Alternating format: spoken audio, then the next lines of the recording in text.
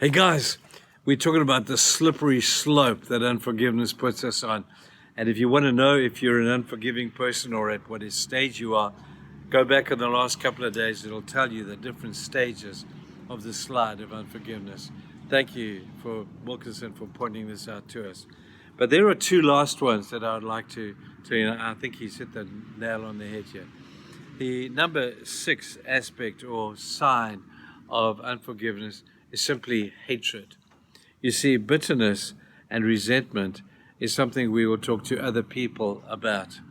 But when it turns into hatred, it affects those who are closest to us. Spouses who despise spouses. You know who picks up the tab for that? Your kids. When you verbalize your hatred or your animosity towards the person that they love, I got to tell you, it's hatred, and that's a horrible thing to do. Those kids, those family members love that other person. They don't need to be involved in your silly slope of resentment and anger. Deal with that.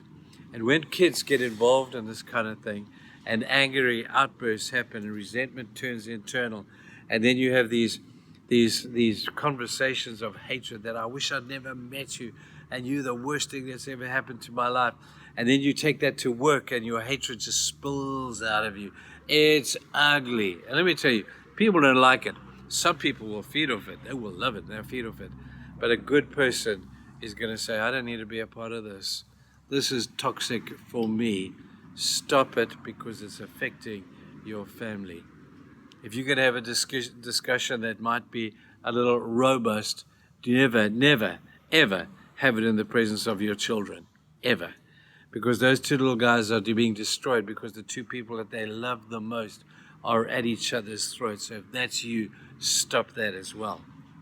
Hatred is a miserable thing. But then the last one is where it culminates in vengeance. I'll get you back. I'm going to get you back. And you're going to pay for this. And so we begin to scheme in our minds. Our minds move away from resentment and the hurt to how can I get you back? And vengeance is a terrible thing.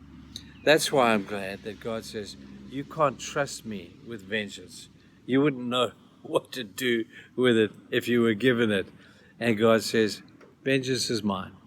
Vengeance is mine. And here's a thought for you. You know, those of you who've been badly hurt, you don't think there's going to be a day of accounting and a day of reckoning. Do not be fooled, there will be. But it'll be at God's hand. He will have the final say on all the things that have hurt you. You can't trust yourself with vengeance.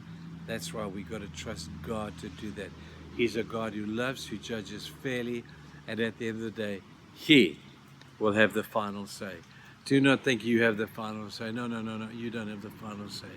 At the end of the day, to every single person who has hurt you and has been unforgiving towards them in relationship to God, there will be a day of accounting. And as much as that might encourage us in a sense, it also is not something for us to gloat on. But just relax and know that God will have the final say, and that'll be good. So far, we've spoken about 7 of these aspects of the slide into that unforgiveness gets us onto. It's not a pretty picture. It's not a nice picture at all.